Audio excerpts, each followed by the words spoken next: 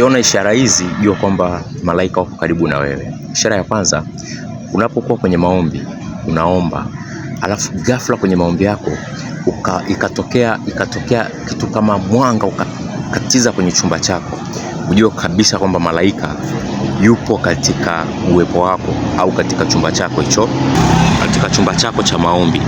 Na ishara nyingine ni pale ambapo utakuwa unaomba uko ndani ya nyumba yako, alafu ghafla ukawa umepata uoga usiokuwa wa kawaida.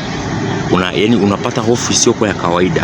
Yani unahisi kama kuna kitu kimeingia au kiko kimeingia kwenye mahali unapoomba. Jua kabisa sio shetani, sio mapepo. Hiyo ni ishara ya kwamba malaika wameingia katika chumba chako cha maombi.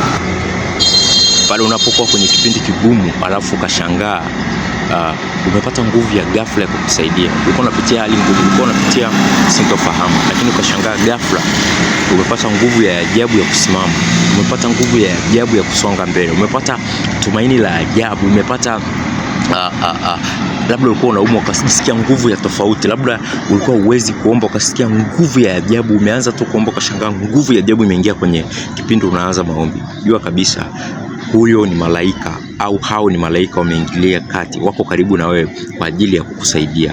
Kwa hiyo comment kwenye video hii, like, share, subscribe kwa ajili ya kuweza kuwafikia wengi na kuweza kuwasaidia kuweza kujua mambo ya kiroho na ya kuwasaidia. Mungu akubariki sana.